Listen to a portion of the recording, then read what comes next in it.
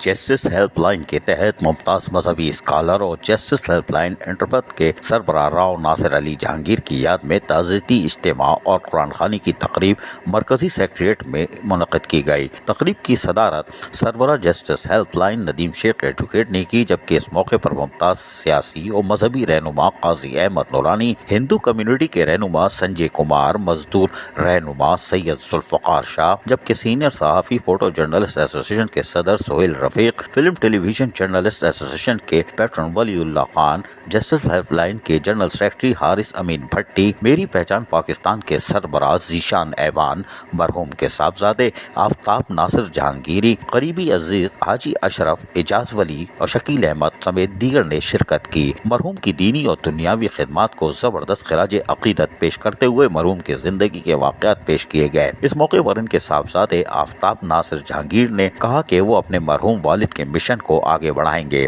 اور ان کی خدمات کے سلسلے کو جاری رکھا جائے گا۔ اس موقع پر تقریب کے میزبان ندیم شیخ ایڈوکیٹ نے اپنی 20 سالہ رفاقت کے نشیب و فراز کو بیان کیا اور ان کی علمی صلاحیتوں پر روشنی ڈالی۔ آخر میں ان کے ایصال ثواب کے لیے فاتح خوانی کا بھی اہتمام کیا گیا، جبکہ اس موقع پر دیگر مقررین جہاں موجود تھے، انہوں نے بھی فرداً راؤ ناصر علی جہانگیر کو زبردست خراج عقیدت پیش کیا۔ جسٹس ہیلپ لائن کے تحت جہاں پر ہمارے وکیل برادر جو کراچی سے تعلق رکھتے ہیں، وہ کوئی مواقع ضائع نہیں کرتے، چاہے وہ تعلیمی میدان ہو، کورٹ کچہری ہو یا قیدیوں کے جائز مسائل ہوں، اس کے ساتھ ساتھ دیگر مسائل ہوں، اور خصوصاً بلدیاتی ملازمین کے لیے جسٹس ہیلپ لائن کا کردار آج بھی نمایاں ہے۔ لیکن ممتاز مذہبی اسکالر کے خراج عقیدت پیش کرنے کے لیے یہ تقریب بھی یقیناً قابل تعریف ہے۔ عزیز عارف، KBS بلدیاتی نیوز کراچی۔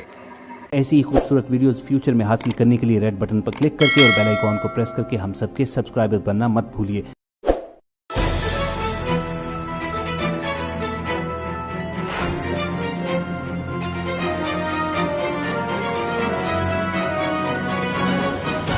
KBS بلدیاتی نیوز۔